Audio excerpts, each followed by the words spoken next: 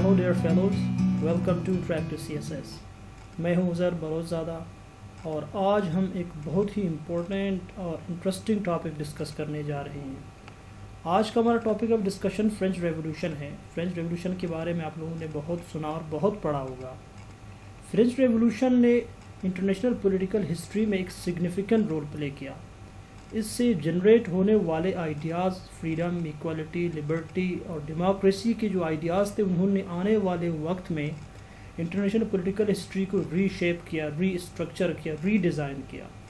तो आज इस टॉपिक में हम बात करेंगे और देखेंगे कि फ्रेंच रेवोल्यूशन क्या था और इसमें डेवलपमेंट कैसे हुए थे। इस टॉपिक को हम थोड़ा डिटेल के साथ डिस्कस कर रहे हैं। पहले तो मैं ये सोच रहा था कि इसको थोड़ा शॉर्ट बनाऊं, ब्रीफ बनाऊं, लेकिन जब मैंने क्वेश्चंस पेपर्स में देखे कि ये जो क्वेश्चन है बार बार रिपीट हो रहा है और डिफरेंट एस्पेक्ट से पूछा जा रहा है, तो इसलिए मैंने सोचा कि इस टॉपिक को थोड़ा डिटेल के साथ डिस्कस करेंगे कि अगर किसी भी एस्पेक्ट से अगर एग्जामिनर क्वेश्चन पूछे तो उसे हम आंसर और डील कर सकें, अटेम्प्ट कर सकें क्वेश्चंस को। तो सबसे पहले इस आउटलाइन को हम इस तरह डिस्कस करेंगे कि पहले हिस्टोरिकल बैकग्राउंड को डिस्कस करेंगे, उसमें सोशल डिवीज़न की बात होगी और काजेज़ और फोर्सेस जो चेंज किए थे रेवोल्यूशन के, उनको डिस्कस करेंगे। और उसके बाद जो रेवोल्यूशन की बिगिनिंग थी, कैसे वो प्ले आउट हो गई, अनफोल्ड कैसे हुई, उस पर बात करेंगे और रिफॉर्म्स और टेरर्स पे भी बात करेंगे। और बाकी जो जितना हमारे पास ये जो कंटेंट है, इसको भी डिस्कस करेंगे इस वीडियो में। तो थोड़ा अटेंशन के साथ, फोकस के साथ इस वीडियो को देखें। मैं आपको गारंटी दूंगा कि अगर आप इस वीडियो को अच्छे से देखें और साथ साथ नोट्स बनाते जाएं, तो इसके बाद आप लोगों को इस वीडियो और कोई भी फ्रेंच रेवोल्यूशन से रिलेटेड कोई भी डॉक्यूमेंट, कोई भी ऐसी चीज़ नहीं पढ़नी पड़ेगी, बल्कि आप इसे कभी भूलेंगे भी नहीं। तो इस मैप में आप देख सकते हैं कि फ्रांस की ये जो मैप है, नक्शा है, इसकी ये बाउंड्रीज़ हैं, ठीक है। इसके साथ स्पेन है, ऊपर ग्रेट ब्रिटेन है और साथ ऑस्ट्रेलियन नीदरलैंड हैं। हैब्सबर्ग ऑस्ट्री एम्पायर मोनार्की इस साइड पे है, ठीक है। लेकिन जब नेपोलियन बोनापार्ट आता है तो फ्रांस मज़ीद एक्सपेंड करता है यूरोप की दूसरे पार्ट्स की तरफ। तो जी सबसे पहले यहाँ पे हमारे पास हिस्टोरिकल बैकग्राउंड है कि फ्रांस 17 यानी 18th सेंचुरी में कैसे दिखता था। तो फ्रांस 18th सेंचुरी में एक एडवांस स्टेट थी, ठीक है। यूरोप में इसे बहुत ज़्यादा डेवलप्ड, बहुत ज़्यादा एडवांस्ड कंट्री समझा जाता था। इसकी लार्ज पॉपुलेशन थी, एडवांस फॉरेन ट्रेड थी, और ये सबसे जो इम्पोर्टेंट बात है वो ये है कि सेंटर ऑफ एनलाइटमेंट आइडियाज़, यानी यहाँ से एनलाइटमेंट आइडियाज़ की जनरेशन हुई, प्रोडक्शन हुई। जो फ़िलासफ़र थे वो अक्सर फ्रेंच थे और इसकी कल्चर को पूरे यूरोप में कॉपी किया जाता था। जो हाई क्लास के लोग थे वो उसके खाने को, उसके ड्रेसिंग को, उसके लैंग्वेज को, फ्रांस के इस सारे कल्चर को वो सुपीरियर समझते थे। लेकिन इस सब के बावजूद तस्वीर का एक दूसरा रुख भी था। एक तरफ फ्रांस बहुत ज़्यादा डेवलप्ड और एडवांस्ड मुल्क समझा जाता था, लेकिन दूसरी तरफ ये सारी तरक्की, सारी एडवांसमेंट, सारी डेवलपमेंट सिर्फ एक क्लास के लिए थी और वो हाई क्लास थी। बाकी जो निचला तबका था, वो निचला तबका, उनकी हालत बहुत ज़्यादा ख़राब थी। उनको हाई टैक्सेस ने बड़ा अजाब में रखा था। इन्फ्लेशन उरूज पर थी और बैड हार्वेस्ट की वजह से फसलें ख़राब होती थी, तो लोगों को 2 वक्त की रोटी नहीं मिलती थी। तो यहाँ से एनलाइटमेंट आइडियाज़ जो लॉक, रूसो और वोल्टायर के थे, उन्होंने फ्रेंच रेवोल्यूशन की बुनियाद रखी। इससे पहले लोगों को ये नहीं पता था कि हमारे राइट्स क्या हैं और शऊरी तौर पर वो जानवर नमा थे। तो यहाँ पे हम सोशल डिवीज़न की अगर हम देखें तो यहाँ पे 3 स्टेट्स थे, यानी 3 क्लासेस थे लोगों के। फर्स्ट स्टेट में क्लर्जी थी, दूसरे स्टेट में उनके नोबल्स थे जिनके पास हाई ऑफिसेस थे, और थर्ड स्टेट वो 97% लोगों के थे जो कि पीजेंट्स कहलाए जाते थे, बुर्जुआजे कहलाए जाते थे। इस ग्राफ में आप देख सकते हैं कि यहाँ पे ये जो 97% पॉपुलेशन है वो आम लोगों की है, लेकिन और जो چھوٹی سی ایک چھوٹا سا طبقہ تھا، ایک چھوٹی سی کلاس تھی، صرف 1%، یہ 1% صرف کلرجی تھی، ٹھیک ہے، اور 2% ان کی جو تھی، یعنی 2% سیکنڈ اسٹیٹ جو کہ نوبلز کے تھے ان کی پاپولیشن کے حساب سے دیکھیں، اور باقی سارا 97% وہ تھرڈ اسٹیٹ سے بیلونگ کرتا تھا. تو یہاں پہ اولڈ آرڈر کو ہم دیکھیں گے کہ اولڈ آرڈر کیا تھا. اولڈ آرڈر وہ تھا جو فرینچ ریولوشن سے پہلے جو نظام حکومت تھی، جو سسٹم تھا، اس سسٹم کے اندر جو لوگ زندگی گزار رہے تھے اس کو اولڈ آرڈر کہتے ہیں. اس اولڈ آرڈر میں سوشل ڈویژن تھی، ٹھیک ہے، اور اس سوشل ڈویژن میں فرسٹ اسٹیٹ جو تھی، جو ابھی ہم نے بات کی، وہ کلرجی کی تھی. یہ کلرجی سب سے زیادہ پاورفل طبقہ سمجھا جاتا تھا. اس کے پاس ایکسیس تھی تمام آفیسز کی، اور ایجوکیشن اور ریلیف جو پروویژن تھی، لوگوں کو ایجوکیٹ بھی یہی کرتے تھے اور ریلیف بھی یہی دیتے تھے، یعنی سوشل ویلفیئر کے لیے کام بھی انہی کی ذمہ داری تھی. اور ان کے پاس، اور یہ کوئی ٹیکس نہیں دیتے تھے، ان کو ٹیکس ایگزیمپشن ملی ہوئی تھی. یہ 10% لینڈ انہی کے پاس تھی فرانس کی، اور یہ صرف 2% انکم دیتے تھے گورنمنٹ کو ٹیکس یا وغیرہ ایسی چیزوں میں، باقی 10% زمین ان کے پاس تھی. آپ تھوڑا اس پہ امیجن کریں کہ ایک چھوٹی سی کلاس جو کہ 1% پاپولیشن ہے، اس کے پاس 10% لینڈ ہے، اور اس کی 2% کنٹریبیوشن ہے نیشنل ویلتھ میں. اور دوسری جو اسٹیٹ تھی، دوسرا طبقہ، دوسری کلاس تھی، وہ رچ نوبلز کی تھی، جن کے پاس گورنمنٹل آفیسز تھے، جن کے پاس پاور تھی، جن کے پاس ویلتھ تھی، اور یہ 2% پاپولیشن تھی، اور اس کے پاس 20% لینڈ تھی. ان کو بھی کوئی ٹیکس نہیں دینا پڑتا تھا، وہی فرسٹ اسٹیٹ کی طرح. اب تھرڈ اسٹیٹ کو دیکھیں کہ تھرڈ اسٹیٹ میں پیزنٹس تھے. پیزنٹس وہ تھے جو کہ کاشتکاری کرتے تھے، کسان تھے، جو 95% پاپولیشن تھی اس کی. اب اس کو مزید 2 گروپس میں ڈیوائڈ کیا گیا ہے. فرسٹ گروپ میں یعنی ان کی اکنامک کنڈیشن کے بیس پہ ان کو ڈیوائڈ کیا گیا. فرسٹ گروپ میں وہ لوگ تھے جن کو برجوازی کہتے تھے، جو کہ بینکرز تھے اور مرچنٹس تھے، پروفیشنلز لوگ تھے. یہ جو آتے تھے فرسٹ گروپ میں آتے تھے، لیکن ود ان تھرڈ اسٹیٹ. اور اس میں جو سیکنڈ گروپ تھی، سیکنڈ گروپ میں فارمرز تھے، لیبرز تھے اور ڈومیسٹک سرونٹس تھے. یہ سیکنڈ گروپ میں آتے تھے ود ان تھرڈ اسٹیٹ. تو یہ جو 26 ملین لوگ تھے جو تھرڈ اسٹیٹ کے تھے، یہ اپنے ہاف سے زیادہ اپنے انکم کو ٹیکس میں پے کرتے تھے. ہاف سے زیادہ وہ ٹیکس میں پے کرتے تھے، اور باقی جو چھوٹی سی اگر وہ شیئر جو بچتا تھا وہ اسے کھاتے تھے اور اپنے بچوں کو کھلاتے تھے. اس میں ٹیکسز بھی تھے اور اس کی ڈیوز بھی تھے، اور جو ٹیتھز تھے جو چرچ کو دیتے تھے یہ بھی تھے. تو اس انوائرمنٹ سے، اس مشکل حالات سے جو وہ گزار رہے تھے، اس نے ان کے اندر ایک سینس آف اینگر، ایک سینس آف فیئر پیدا کی تھی کہ یہ جو سسٹم ہے حکومت کی، یہ تو ہماری جانوں پہ بنی ہوئی ہے. تو انہوں نے اس سے کیا ہوا کہ لوگوں کے اندر یہ جو اینگر تھی، جو غم و غصہ تھا، وہ آگے چینج کے لیے ایک ہال مارک ثابت ہوا. ابھی ہم دیکھیں گے کہ اس ریولوشن کے، اس چینج کے پیچھے وہ کیا کنٹریبیوشنز تھے، کون سے فیکٹرز تھے جنہوں نے اس چینج کو، اس ریولوشن کو پش کیا. تو یہاں پہ سب سے جو اہم بات ہے وہ یہ ہے کہ انلائٹنمنٹ آئیڈیاز نے بہت بڑا ایک سگنیفیکنٹ رول پلے کیا. انلائٹنمنٹ آئیڈیاز سے پہلے لوگ یہ سمجھتے تھے کہ جو ہماری حکومت ہے، جو نظام ہے، وہ خدا کی بنائی ہوئی نظام ہے، اور جو کنگ ہے وہ خدا کا نائب ہے. اسی لیے وہ جو حکم دیتا ہے، جس طرح کی نظام وہ نافذ کرتا ہے، وہ خدائی نظام ہے، تو اس کو کوئی نہیں چیلنج کر سکتا. لیکن جب انلائٹنمنٹ آئیڈیاز آئے، جن فلاسفرز نے یہ آئیڈیاز پروڈیوس کیے، روسو، وولٹائر اور جان لاک جیسے بڑے بڑے مفکر اور دانشوروں نے، فلاسفرز نے جب یہ آئیڈیاز ڈیولپ کیے کہ لبرٹی، ایکوالٹی، فریڈم، ڈیموکریسی یہ انڈیویجول رائٹس ہیں، تو لوگوں کو اب سمجھ آنا شروع ہو گیا کہ ہم پہ جو نظام مسلط کیا گیا ہے وہ خدائی نظام نہیں ہے. تو دوسری چیز تھی، وہ امریکن ریولوشن سے بھی انسپائرڈ تھے. اس ٹائم امریکہ میں بھی ریولوشن چل رہا تھا جو برٹش کے خلاف چل رہا تھا. تو یہ جو آئیڈیاز ان فلاسفرز نے ڈیولپ کیے انہوں نے بہت بڑا رول پلے کیا. دوسری جو ریزن تھی، جو دوسرا فیکٹر تھا، وہ اکنامک سلمپ تھا. 1780s میں فرینچ اکانومی کرائسس میں چلی گئی، اور یہ ایک الارمنگ سچویشن تھی تھرڈ اسٹیٹ کے لیے، کیونکہ وہ دن کو کماتے تھے اور رات کو کھاتے تھے. باقی نوبلز اور کلرجی کے پاس بہت سارا کچھ پڑا ہوا تھا، ان کو کوئی فکر نہیں تھی. تو سب سے بڑی الارمنگ سچویشن تھی وہ تھرڈ اسٹیٹ کے لیے تھی.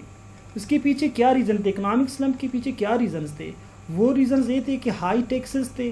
تو ہائی ٹیکسز کی وجہ سے بزنس کرنا فرانس میں بالکل مشکل ہو گیا تھا. کوئی بزنس نہیں کر سکتا تھا، کیونکہ جتنی بھی پروفٹ ہوتی تھی وہ سارا پروفٹ ہائی ٹیکسز میں چلا جاتا تھا. تو اس لیے بزنسز جب بند ہو گئے تو اکانومی کرائسس کی طرف چلی گئی، اور اس کے ساتھ کاسٹ آف لیونگ بھی بہت زیادہ بڑھ گئے تھے. اور ایک چیز بیڈ ویدر، جو موسم تھی، موسم اس سال بہت زیادہ خراب ہو گیا تھا. تو اس کی وجہ سے وہ فصل تھے وہ بھی خراب ہو گئے تھے، اور اس سے شارٹیج آف گرین پیدا ہوئی. تو اور ایک چیز تھی جو کہ فرانس کی ڈیٹ تھے، وہ بہت زیادہ انکریز ہو گئے. یعنی جو لون تھا، جو قرض تھا فرانس پہ، وہ بھی زیادہ انکریز ہونا شروع ہو گیا. اس کی وجہ یہ تھی کہ فرانس کا کنگ وہ امریکن ریولوشنریز کو ہیلپ کر رہا تھا، جو کہ برٹن کے خلاف لڑ رہے تھے. چونکہ برٹن فرانس کا اینمی سمجھا جاتا تھا، وہ اینمی تھا، تو وہ اس کو اکنامکلی اور ملٹری وہ اسے توڑنا چاہتا تھا. تو اس نے امریکن ریولوشنریز کو ہیلپ آؤٹ کیا فائنینشلی کہ وہ اس کے خلاف لڑے. تو وہ جو پیسہ ادھر جاتا تھا، تو اس کی وجہ سے اکنامک سلمپ مزید خراب ہوا. اور ایک چیز اور تھی جو کہ ایکسٹرا ویگن اسپینڈنگس تھے، یعنی اتنی زیادہ فضول خرچی بڑھ گئی تھی کنگ لوئس کی اور اس کی بیوی ماری انٹونیٹ کی. وہ بہت زیادہ فضول خرچ تھے، وہ بے دریغ نیشنل ویلتھ کو خرچ کرتے تھے. تو اس کی وجہ سے اکنامک سلمپ اور بھی زیادہ ورس سے ورس ہونا شروع ہوا. اور تھرڈ جو فیکٹر وہ جو کنگ کی ویک لیڈرشپ تھی. اس کو جو پور ایڈوائس ملتے تھے، جو کہ اس حکومت کو، اس مونارکی کو چلانے کے لیے ناکافی تھے. وہ غلط ایڈوائس کرتے تھے، کیونکہ جو نوبلز تھے، جو کہ ہائی آفیسرز میں تھے، کلرجی تھی، وہ خود کو بچانے کے لیے جتنا بوجھ تھا وہ اس غریب، اس تھرڈ اسٹیٹ، یعنی جو 97% جو پاپولیشن تھی اس پہ وہ ڈالتے تھے. اور وہ جو میڈم ڈیفیسٹ تھی، یعنی میڈم ڈیفیسٹ وہ کنگ کی بیوی تھی، جو کہ جس کے پاس جتنا بھی پیسہ آتا وہ ان کو جیولریز اور جوا وغیرہ ان چیزوں پہ وہ لگاتی تھی. تو یہ چیز تھے جو کہ فرانس اکانومی کو زیادہ اور بھی زیادہ بدتر سے بدتر کرتے جا رہے تھے، اور لوگوں کو ریولوشن کے لیے تیار کر رہے تھے. تو اس کرائسس کے بعد ایک نیا انوائرمنٹ ڈیولپ ہوتا ہے کہ کنگ ایک اسٹیٹس جنرل کی میٹنگ بلا لیتا ہے. یہ میٹنگ وہ ہوتا ہے کہ اس میں جب کسی سیریس ایشو کو ڈسکس کرنے کے لیے جب تینوں اسٹیٹس، یعنی تینوں کلاسز کے لوگ، فرسٹ اسٹیٹ، سیکنڈ اسٹیٹ اور تھرڈ اسٹیٹ، یہ تینوں مل کر کسی ایشو پہ وہ ووٹ کرتے، اس پہ ڈسکس کرتے، اس کے بعد ہر ایک کی ایک ووٹ ہوتا. تو اس ووٹ میں یہ ہوتا کہ ہمیشہ جو ڈومینیشن تھی وہ سیکنڈ اور فرسٹ کلاس کی ہوتی تھی. تو اس میں یہ سجیسٹ کیا گیا کہ ٹیکس امپوز کیا جائے کس پہ؟ نوبلز پہ. اس سے پہلے نوبلز کو ٹیکس ایگزیمشن تھی، تو نوبلز کے لیے ایک خطرے کی بات تھی. تو انہوں نے کہا کہ ایک جنرل میٹنگ بلا لیتے ہیں. اور یہ جنرل میٹنگ جو اسٹیٹس جنرل کی تھی، یہ 175 ایئرس کے بعد ارینج کیا گیا. آپ یہاں پہ اتنا اس پہ تھوڑا امیجن کریں کہ 175 ایئرس تک کوئی میٹنگ نہیں تھی اور وہاں پہ کوئی ایشو ڈسکس نہیں ہو رہا تھا. تو یہ مئی 5 1789 میں ورسائے میں یہ میٹنگ ارینج ہوتی ہے. اب یہاں سے ریولوشن کی کرنیں بکھیرنا شروع ہو جاتی ہیں. وہ کیسے؟ جب لوگوں کو یہ پتہ چلتا ہے کہ میٹنگ ہوتی ہے، اور میٹنگ میں اب 97% جو تھرڈ اسٹیٹ تھی، تیسرے طبقے کے لوگ تھے، ان کو پتہ تھا کہ وہاں پہ ان کی کوئی ریپریزنٹیشن نہیں ہے، کیونکہ وہاں پہ جو ڈومینیشن ہے وہ فرسٹ اور سیکنڈ اسٹیٹ کی ہے. تو وہ وہاں پہ جو بھی پالیسی ہوگی وہ اس کو ویٹو کریں گے، کیونکہ ان کے پاس 2 ووٹ ہیں اور تیسرے طبقے کے پاس 1 ووٹ ہے. تو پھر یہاں پہ ایمانوئل جوزف ایک کلرجی کلاس سے تعلق رکھنے والا ایک بندہ وہ اٹھتا ہے اور وہ اس تیسرے طبقے کو ایک ایڈوائس دیتا ہے کہ ان کو چھوڑ کر وہاں پہ اس میٹنگ میں پارٹیسپیٹ نہ کریں بلکہ خود ایک نیشنل اسمبلی ارینج کریں اور وہ اس کو ڈکلیئر کریں کہ فرانس کی نیشنل اسمبلی یعنی 97% لوگ یہاں ہیں تو نیشنل اسمبلی یہاں ہونا چاہیے. تو وہ جون 1789 میں وہ ڈکلریشن آف ریپریزنٹیٹیو اینڈ یہاں سے اینڈ آف ایبسولوٹ مونارکی ہو جاتی ہے. یعنی جو ایبسولوٹ مونارکی ہے اس سے پہلے لوگوں کی کوئی بھی پارٹیسپیشن نہیں تھی حکومت میں. اب وہ لوگ 97% یہ تھرڈ اسٹیٹ کے لوگ اب وہ آ گئے حکومت میں نظام کو بدلنے کے لیے. تو یہاں پہ ایبسولوٹ مونارکی کی یہاں سے اینڈ ہو جاتی ہے کیونکہ لوگ یہاں پہ شامل ہو جاتے ہیں. تو ٹینس کورٹ اوتھ میں ایسا ہوتا ہے کہ یہ سارے لوگ جمع ہو جاتے ہیں کہ اور یہ وعدہ کرتے ہیں کہ دے ڈرو اے کانسٹیٹیوشن کہ جب تک وہ کانسٹیٹیوشن نہیں بنائیں گے وہاں سے نکلیں گے نہیں. تو جب لوئس کو پتہ چل جاتا ہے کہ لوگ اکٹھے ہو گئے ہیں اس کے خلاف تو وہ ایک مرسنریز ایک پرائیویٹ آرمی بلا لیتا ہے جو کہ ورسائے میں انٹر ہو جاتی ہے. تو وہاں سے افواہیں پھیل جانا شروع ہو جاتی ہیں کہ وہ جو مرسنری کنگ لوئس نے بلایا ہے وہ ان لوگوں کو ان پروٹیسٹرز کو وہ تیسرے طبقے کے لوگوں کو کچلنے کے لیے بلایا گیا ہے. تو اس رومر سے وہ لوگ بہت زیادہ اس میں خوف و ہراس میں پھیل جاتا ہے اور وہ بیسٹیل میں وہ جو ایک پریزن تھی اس پہ وہ حملہ کرتے ہیں کہ وہاں سے وہ گن پاؤڈر وغیرہ اکٹھا کریں. تو وہاں پہ جب وہ داخل ہو جاتے ہیں تو وہاں پہ لوٹ مار ہوتی ہے. تو اور اسی کو پھر وہ کہتے ہیں فال آف بیسٹیل آن جولائی 14 اور آج بھی اس کو فرینچ ہالیڈے کے طور پر سیلیبریٹ کیا جاتا ہے. تو یہاں پہ ہم دیکھیں گے کہ پھر آگے کیا ہوتا ہے. پھر یہاں سے ایک گریٹ فیئر یہ ڈیولپ ہوتا ہے کہ ہر کسی کو خوف ہوتا ہے اپنی زندگی کا اپنی جان کا. تو اس میں ہر کوئی اپنی طرف بھاگنا شروع ہو جاتا ہے کہ اس میں جو تھرڈ اسٹیٹ ہے سیکنڈ اسٹیٹ اور فرسٹ اسٹیٹ سب کے سب ایک دوسرے سے خوف محسوس کرتے ہیں.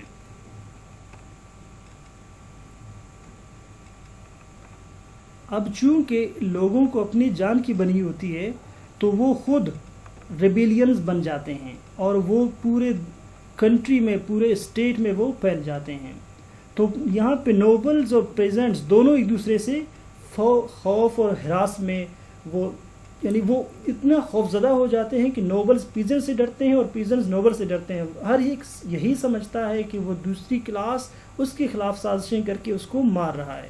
تو یہاں پہ پیزنٹس جو تھے ان کے پاس کوئی دوسرا اس طرح کی کوئی ویپنز کوئی اسلحہ وغیرہ نہیں تھا. تو اس لیے انہوں نے یہ سمجھا کہ یعنی نوبل ہم کو مارنے سے پہلے ہم ہی نوبلز کو مار دیں. تو انہوں نے نوبلز پہ اٹیک کرنا شروع کیا, ان کے ہاؤسز پہ اٹیک کیا اور پیزنٹس یہاں سے خود غنڈے اور ریبیلینز بن گئے. اس کے بعد ایک اور نیا موڑ آ جاتا ہے اس میں کہ ویمن اٹیک کرتے ہیں پیلس کو. بادشاہ یعنی وہ جو کنگ ہے کنگ لوئس کے محل پہ پیلس پہ وہ اٹیک کرتے ہیں. اس کی وجہ کیا ہوتی ہے؟ اس کی وجہ یہ ہوتی ہے کہ جو رائزنگ پرائسز تھے بریڈ کے, چونکہ شارٹیج آف گرین تھی تو روٹی نہیں ملتی تھی, جہاں ملتی تھی تو وہ بہت زیادہ ہائی پرائسز کی ملتی تھی. تو عورتوں نے ویمن نے انہوں نے نیشنل اسمبلی یعنی تھرڈ اسٹیٹ نے جو نیشنل اسمبلی ڈکلیئر کی تھی ان سے ریکویسٹ کی کہ اس ایشو کو ریزالو ایڈریس کیا جائے. لیکن چونکہ ان کی بس میں نہیں تھی انہوں نے بھوک اور اپنے افلاس سے مجبور ہو کر انہوں نے اس بادشاہ کے پیلس پہ اٹیک کیا اور انہوں نے لوئس کو فورس کیا اور اس کی بیوی کو کہ وہ پیرس کو یعنی اس محل کو چھوڑ دیں. تو پھر یہاں سے پھر ریولوشن کے ریفارمز شروع ہو جاتے ہیں. وہ ریفارمز لے آتے ہیں کہ جو اولڈ آرڈر ہے اولڈ آرڈر کو ہم نے چینج کرنا ہے. تو وہ ریفارمز کیا آتے ہیں؟ تو یہ جو اسٹیٹ تھی each state afraid of each other, چونکہ ہر ایک کو اپنے ایک دوسرے سے خوف آ رہا تھا. تو 4 اگست 1789 میں وہ نوبلز اور کلرجی گہے رات یعنی آدھی رات کو ایک میٹنگ بلا لیتے ہیں, چونکہ ان کو تھرڈ اسٹیٹ سے تیسرے طبقے کے لوگوں سے بڑا خوف آ رہا تھا. تو انہوں نے کہا کہ ایک میٹنگ بلا لیتے ہیں، اور اس میٹنگ میں انہوں نے کہا کہ ہمارے یعنی ہم اور یعنی فرسٹ اسٹیٹ، سیکنڈ اور تھرڈ اسٹیٹ ہم سب برابر ہیں، یہاں پہ کوئی بھی ہائی اور کوئی لو نہیں ہے، کوئی چیپ نہیں ہے، تو سب انسان برابر ہے۔ انہوں نے یہاں پہ انلائٹنمنٹ آئیڈیاز کو بھی بڑا گلوریفائی کیا، ان کی بڑی تعریفیں کی کہ لوگ سارے برابر ہیں، کیونکہ ان کو اپنی زندگی کی پڑی ہوئی تھی نوبل تھرڈ اسٹیٹ کے لوگ ان کے پیچھے پڑے ہوئے تھے۔ تو یہاں پہ انہوں نے کہا کہ آج سے کوئی بھی کلرجی، کوئی بھی نوبل، کوئی بھی پیزنٹ نہیں ہے، سب کے سب برابر ہیں۔ تو اس میٹنگ کے بعد اولڈ رجیم کی اینڈ ہو جاتی ہے، تو اسمبلی ریفارمز سٹارٹ کرتی ہے۔ ان ریفارم میں کیا آتا ہے کہ سب سے پہلے انہوں نے کہا کہ دا رائٹ آف مین، یعنی مرد کی، انہوں نے عورت کی بات نہیں کی بلکہ مرد کی بات کی کہ جو رائٹس ہیں مین کے اس پہ بات کی، اور اس حوالے سے انہوں نے declaration of rights of man and of the citizen اس پہ بات کی کہ اب آج سے یہاں پہ جو ڈاکیومنٹ تھی ان کی، اس نے کہا کہ men are born and women free and equal in rights, اس میں کوئی بھی ہائی اور لو نہیں رہے گا، کوئی نوبل، کوئی کلرجی، کوئی پیزنٹ نہیں ہے، سب برابر ہیں۔ یہاں پہ جو نیشنل اسمبلی کی ریفارمز تھی، انہوں نے باقی جو لیبرٹی ہے پراپرٹی کی، لائف کی، اور ریزسٹنس ٹو آپریشن کہ کسی پہ ظلم، کسی پہ استحصال نہیں ہوگی۔ تو اولمپی ڈیجیگوز تھی، وہ ایک فیمنسٹ تھی، اس نے ویمن رائٹس کے لیے بات کی، لیکن انہوں نے اسے ریجیکٹ کیا اور بعد میں اسے گلیٹن کے ذریعے پھانسی دی گئی۔ اور دوسری جو ریفارم تھی، پہلے ریفارم یہ تھی کہ انہوں نے the right of man accept کیا، اکنالج کیا، اور دوسرے اسٹیٹ کنٹرول چرچ کو بھی انہوں نے کنٹرول کیا، اور اس کی جتنی زمینیں تھی، جتنی پراپرٹی جائیداد تھی، اس کو بھی کنفسکیٹ کیا اور اسے فرینچ یعنی نیشنل ویلتھ بنا دیا، نیشنل پراپرٹی بنا دی، اور اس کو آؤٹ آف یعنی پالیٹکس سے بالکل ان کو باہر پھینک دیا کہ آج سے چرچ کی کوئی بھی کنٹرول، کوئی بھی انفلوئنس پالیٹکس میں نہیں ہوگی۔ کنگ لوئس بھاگنے کی کوشش کرتا ہے کہ وہ کسی طرح سے جان بچا کر آسٹریا نیدرلینڈز شفٹ ہو جائے۔ 1791 میں وہ رائل فیملی کے ساتھ اٹیمپٹ کرتا ہے بھاگنے کی، لیکن اس کو وہ بارڈر پہ پکڑ لیتے ہیں۔ اب چونکہ حکومت نظام ریولوشن کے ذریعے تھرڈ اسٹیٹ یعنی پیزنٹس، بورژواز کلاس جو تھی ان کے پاس تھی، لیکن اب وہ خود اس چیز پہ ڈس ایگری کر رہے تھے کہ آگے جو نظام حکومت ہے، وہ جو گورنمنٹل سسٹم ہے، وہ کس طرح کی ہونی چاہیے۔ تو اس کے بعد ڈویژنز ڈیولپ ہو گئے، تو انہوں نے کہا کہ چینج ان گورنمنٹ، ٹھیک ہے، اب ٹھیک ہے گورنمنٹ تو چینج ہو گئی، لیکن جو پرانے مسئلے مسائل تھے وہ اب ویسے کے ویسے تھے، وہ بالکل چینج نہیں ہوئے تھے، کیونکہ صرف نظام بدلا تھا، وہ پرابلمز نہیں بدلے تھے۔ تو یہاں سے اب ان پرابلمز کو حل کرنے کے لیے فیکشنز ڈیولپ ہوئے۔ اس میں 3 جنرل گروپس تھے۔ ان گروپس کی سب سے پہلا گروپ تھا وہ ریڈیکلز تھے۔ ریڈیکلز وہ تھے جو کہ یہ کہتے تھے کہ مونارکی کی انفلوئنس، حکومت بالکل 0% ہونا چاہیے، بالکل ختم ہونا چاہیے، اور یہ ہال کے لیفٹ سائڈ پہ بیٹھتے تھے۔ آج بھی ایسے لوگوں کو لیفٹ کہا جاتا ہے، لیفٹ ونگ۔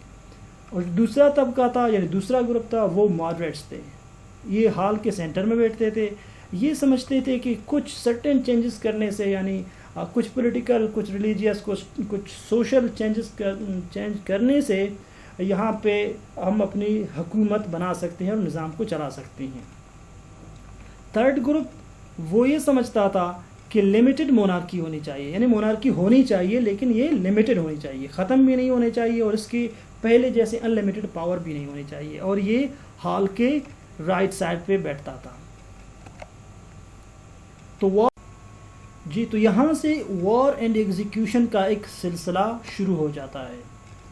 فرینچ ریولوشن چونکہ based on the ideas of Liberty, equality and democracy, تو یہ جو آئیڈیاز تھے یہ یورپ کے لیے ایک الارمنگ کال تھی، چونکہ یورپ ساری مونارکی تھی، سارے اسٹیٹس جو امپائر تھے مونارکی تھے، کنگ تھے، تو یہ جو آئیڈیاز تھے یہ بڑے خطرناک معلوم ہوتے تھے یورپ کو۔ تو اسی لیے آسٹریا اور پرشیا نے انہوں نے پریشرائز کیا ریولوشنری کو، جو ریولوشنریز تھے ان کو پریشرائز کیا کہ وہ کنگ لوئس کو ریسٹور کریں، اس کی جو مونارکی ہے وہ اس کو باقی رہنے دیں، اور جو آئیڈیاز ہیں ان کو دفن کر دیں۔ تو انہوں نے اس بات پہ ایگری نہیں کیا اور انہوں نے اس کو ریسٹور نہیں کیا. تو پرشا نے 1792 میں فرانس پہ اٹیک کیا اور پرشا کی وارننگ یہ تھی کہ not to harm the royal family. Royal family کو بالکل ہاتھ نہیں لگانا ہے اور اس کی سینکٹیٹی ہے اس کو باقی رکھنا ہے. تو یہاں پہ 20,000 پیپل انویڈڈ ٹیولریز اور پھر یہاں سے رومرس افواہیں پھیلنا شروع ہو گئیں اور یہاں پہ اٹیکس جو تھے وہ پیرس پریزن پہ ہو گئے. وہاں پہ انہوں نے 1,000 پریزنرز کو مار دیا. ٹھیک ہے. اور یہاں پہ abolishment and of monarchy and declaration of France republic. جب یہاں سے انہوں نے اتنی زیادہ فرانس کے اندر اتنی تباہی مچا دی تو اس کے بعد انہوں نے کہا کہ آج سے ابھی سے مونارکی ایبولش ہے, ختم ہے اور فرانس ایک ریپبلک ہے. تو new elections the government of national convention. تو اس کے بعد انہوں نے نئے الیکشن کروائے اور حکومت جو آئی انہوں نے اس حکومت کے بیس پہ ایک نیشنل کنونشن بنائی اور نیشنل کنونشن سے حکومت اسٹیبلش ہو گئی. لیکن اس میں ایک بات نوٹ کرنے والی ہے کہ ویمن کو ووٹ کی رائٹ نہیں دی گئی. صرف جو ووٹ الیکشن تھی وہ فرنچائز صرف مرد کے لیے تھی. تو یہ ہم پہ ایک ڈیوائس ایک مشین ہے. اس سے پہلے جب وہ ان کو کسی بھی کرمنل کو وہ بیہیڈ کرتے تھے تو اس کا سر تلوار سے کاٹ دیتے تھے. لیکن یہاں پہ انہوں نے دی گلیوٹین ایک ڈیوائس تھی, ایک مشین تھی جس کے ذریعے سے وہ لوگوں کے سر کاٹتے تھے, یعنی اس کو بیہیڈ کرتے تھے, سر قلم کرتے تھے. وہ سمجھتے تھے کہ ایک ایسی ڈیوائس ہے, ایک ایسی مشین ہے جو کہ ایک انسان کو اتنی زیادہ تکلیف دہ موت نہیں دیتی بلکہ وہ بہت بڑا سمپل ہے, وہ یعنی ود ان نینو سیکنڈز انسان کی جان لے لیتی ہے. تو اس کے بعد ہم دیکھیں گے گلوٹن کا شکار کون کون سے لوگ ہوئے. اس میں بادشاہ بھی آئے, اس میں ریولوشنریز بھی آئے, اس میں پیزنٹس بھی آئے, اس میں نوبلز اور کلرجی بھی آئی. تو جوکیبن اسیومز پاور. جوکیبنز وہ تھے جو ریڈیکلز تھے, جو سمجھتے تھے, جو کہتے تھے, جن کا کلیم تھا کہ نو مونارکی اور ایبسلوٹ ریفارمز کی جو بات کرتے تھے. The most radical group seizes power. Jacobins تھے, وہ ریڈیکلز تھے, انہوں نے پاور حاصل کی. National convention convicts the king. تو آتے ہی انہوں نے بادشاہ کو, وہ جو کنگ تھا اس کو انہوں نے بیہیڈ کیا, اس کو کنوکٹ کیا. وہاں پہ انہوں نے کچھ ججز بلائے, عدالت لگی اور عدالت نے اس کو کنوکٹ کیا کہ یہ کرمنل ہے, یہ مجرم ہے. تو کنگ کو وہ گلوٹن پہ جنوری 21 1793 میں وہ گلوٹن پہ لے جاتے ہیں اور اس کا سر قلم کر دیتے ہیں کنگ کا. لیکن اس کے باوجود بھی کنگ مر جاتا ہے, اس کی جان وہ لے لیتے ہیں, لیکن وار کنٹینیوز. بیٹل آف وال میں, ٹھیک ہے, اس میں victory against Prussia and Austria. France کو ان بیٹلز میں پرشا اور آسٹریا کے خلاف جیت مل جاتی ہے.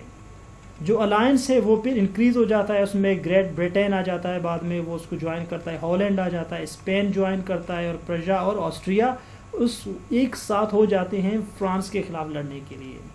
تو کنونشن ایک ڈرافٹ بناتا ہے, اس میں وہ 300,000 3 لاکھ جو فرینچ سٹیزنز تھے بٹوین 18 اینڈ 40, اس میں ویمن بھی شامل تھے. انہوں نے وہ فوج تیار کی, ایک آرمی تیار کی ان تمام یورپین اسٹیٹس کے خلاف. تو فرینچ کی آرمی 300,000 3 لاکھ جب اس میں انکلوڈ ہو جاتا ہے تو وہ 800,000 یعنی 8 لاکھ پہنچ جاتی ہے اس کی نمبر فیبرری 1793 تک.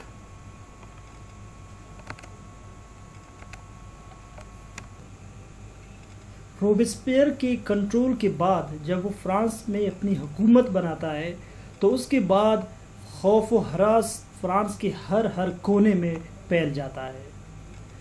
اب اس کی وجوہات کیا تھے اس کو ہم ڈسکس کریں گے کہ ٹیرر کی وجہ کیا تھی. یہاں فرانس کے اینمی صرف فارنرز نہیں تھے, جو الائنس تھی وہ نہیں تھی, بلکہ اس کے اندر سے انٹرنل اینمیز بھی ایمرج ہو گئے تھے, جس میں ریلیجیس پیزنٹس تھے. وہ پیزنٹس جو کہ چرچ کی کنٹرول ختم کرنے پہ بہت زیادہ وہ دل برداشتہ تھے, وہ بہت زیادہ ناراض تھے اس بات پہ کہ چرچ کی اتنی زیادہ انفلوئنس کو کٹ کیوں کیا, کیونکہ وہ ریلیجیس تھے. اور پریسٹس بھی وہ ریولوشن کے خلاف تھے، ریولوشنرز کے خلاف تھے، وہ بھی اس اینیمیٹی، اس دشمنی کا سہارا بن رہے تھے۔ اس کے ساتھ نوبلز بھی تھے، پولیٹیکل پارٹی، اس کی اپنی پارٹی کے لوگ، روبسپیئر کی اپنی ریڈیکل پارٹی کے اپنے لوگ بھی اس نظام حکومت سے خوش نہیں تھے۔ روبسپیئر وہ سمجھتا تھا کہ ہمیں ایک ریپبلک آف ورچو بنانا چاہیے، جس میں ریزن ہو، جس میں یہ جو ریولوشنری آئیڈیالوجی ہے اس کو ہم مینٹین کر سکیں۔ تو اس نے ایک بہت روبسٹک کائنڈ آف چینجز لے آئے، جس میں اس نے کیلنڈر کو چینج کیا، یعنی 12 منتھس کیے ایئر کو، اور 30 ڈیز منتھس کے بنائے، اور سنڈے کو بھی ختم کر دیا، چونکہ سنڈے ایک ریلیجیس ڈے تھا تو اس کو بھی ختم کر دیا، اور کلوزڈ آل چرچز، تمام چرچز کو بند کر دیا، کیونکہ وہ بلیو کرتا تھا کہ اب لوگ ریزن پہ آ جائیں، لوگ فریڈم، لبرٹی، ایکوالٹی، ریشنالٹی پہ بات کریں، اور جو جتنے بھی پاسٹ، یعنی فرانس کے جو پاسٹ تھی اس کے سارے ٹریسز کو، سارے نشانات کو وہ مٹانا چاہتا تھا۔ تو اس نے کہا کہ کمیٹی آف پبلک سیفٹی اس نے بنائی، اور اس کا وہ پریزیڈنٹ تھا۔ وہ سمجھتا تھا کہ ورچو اور ٹیرر کا ایک ڈیپ کنیکشن ہے، ٹیرر کے بغیر ورچو کو قائم نہیں کیا جا سکتا، تو اسی لیے اس نے بے دریغ، انتہائی ان لمیٹڈ لوگوں کو گلوٹن کے اندر ختم کر دیا، اس نے سر قلم کر دی ان کے۔ اس میں جتنے بھی اینیمیز تھے ریولوشن کے، ان سب کو ختم کر دیا، لیکن صرف اینیمیز نہیں تھے، بلکہ اس کے ساتھ جارج ڈینٹن تھا، وہ ریولوشنری موومنٹ میں وہ سب سے آگے تھا۔ لیکن جب روبسپیئر کی حکومت آئی تو اس نے جارج ڈینٹن جیسے لوگوں کو، وفادار لوگوں کو اس نے اس کے بلی چڑھا دی۔ تو اس نے لاسٹ میں، جارج ڈینٹن نے لاسٹ میں ایک سینٹنس کہا، اس نے کہا don't forget to show my head to the public, it's well worth seeing. اس نے کہا یعنی جو میں نے کیا ہے ریولوشن کے لیے، اس کو سکسیسفل بنانے کے لیے جو میری اسٹرگل ہے، جو میری جدوجہد ہے، اس کے لیے مجھے یہ کریڈٹ جاتا ہے کہ آپ لوگ میرے سر کو پبلک کو دکھانے سے نہ گھبرائیں، بھول نہ جائیں، کیونکہ یہ ایک قابل قدر ہے کہ اس کو دیکھا جائے۔ تو اس کے بلی 40,000 پیپل ان کے سر قلم کر دیے گئے گلوٹن کے ذریعے۔ اس میں ایک 18 سال کا ایک لڑکا بھی تھا، اس کو بھی انہوں نے گلوٹنیٹ کر دیا، کیونکہ اس لڑکے نے اس پہ الزام تھا کہ اس نے ریولوشن کی ایک سائن کو، یعنی کہ ایک درخت جو کہ ریولوشن کی ایک علامت تھی، اس نے اس کو کاٹا ہے، تو اس کو بھی انہوں نے گلوٹن پہ اس کی سر قلم کر دی۔ اور 85% پیزنٹس تھے اس میں، جو کہ ریولوشن میں جن کی سب سے بڑی کنٹریبیوشن تھی، سب سے زیادہ نقصان ان کو اٹھانا پڑا تھا سب سے، اور پھر سر بھی ان کے کٹے۔ اسی لیے کہتے ہیں کہ ریولوشن اپنے بچے خود نگل جاتی ہے۔ اب وہ لوگ جو کہ روبسپیئر کی پارٹی کے لوگ تھے، اب سب کو خوف آنے لگا تھا کہ اگر روبسپیئر اسی طرح حکومت اس کی مینٹین رہی تو اس کی پارٹی کے اندر کوئی بھی نہیں بچ پائے گا۔ تو جولائی 1794 میں ایک ٹرننگ پوائنٹ آ جاتا ہے۔ روبسپیئر کے کلوز فرینڈز وہ ایک جگہ اکٹھے ہوتے ہیں اور وہ اس کے خلاف ہو جاتے ہیں کہ اب جو مجرم ہے وہ کوئی اور نہیں، روبسپیئر ہی ہے۔ تو all the classes weary of violence, اب چونکہ اتنے زیادہ خوف و ہراس کے بعد، اتنے زیادہ ان کے جانے کے بعد، اب سب کے سب تک گئے تھے وائلنس سے۔ تو انہوں نے کہا کہ ویسے بھی جو اولڈ پرابلمز ہیں، حالانکہ ریولوشن بھی آئی ہے، نیا نظام بھی آیا ہے، لیکن وہی اولڈ پرابلم، یعنی پرانے مسئلے اب بھی ایگزسٹ کرتے ہیں، تو پھر اس چینج کا، اس ریولوشن کا کیا فائدہ ہوا؟ تو جو پاور تھی وہ اپر مڈل کلاس کے ہاتھوں میں، یعنی ماڈریٹس کے ہاتھوں میں آ گئی۔ 2 ہاؤس لیجسلیچر ہاؤسز، ٹھیک، انہوں نے 2 ہاؤسز بنائے لیجسلیچر کی قانون سازی کے، اس نے ایک ڈائریکٹری تھی 5 بندوں کی، ٹھیک ہے، اور اس میں ایک دوسری ہاؤس تھی جس میں وہ لیجسلیشن ہوتی تھی۔ اگرچہ وہ کرپٹ تھے، یہ جو ماڈریٹ تھی، لیکن پھر بھی انہوں نے کسی نہ کسی حد تک ملک کو آرڈر اور اسٹیبلٹی دی۔ تو یہاں سے پھر کیا ہوتا ہے کہ نیپولین کی رائز ہوتی ہے، ایک پیراڈائم شفٹ آتا ہے دنیا میں کہ نیپولین بوناپارٹ وہ کس طرح یورپ کے اندر ملٹری یعنی سیکیورٹی کس طرح ایک تھریٹ بن جاتا ہے۔ تو اس کے بعد ہم آگے نیپولین کے رجیم پہ، اس کے رول پہ ہم بات کرتے ہیں کہ اس نے کس طرح کے ریفارمز لائے اور کس طرح اس نے حکومت کی، اور یورپ کے اندر اس نے کس طرح کی انسرٹینٹی ڈیولپ کی اور ایکسپینشن کیسی کی۔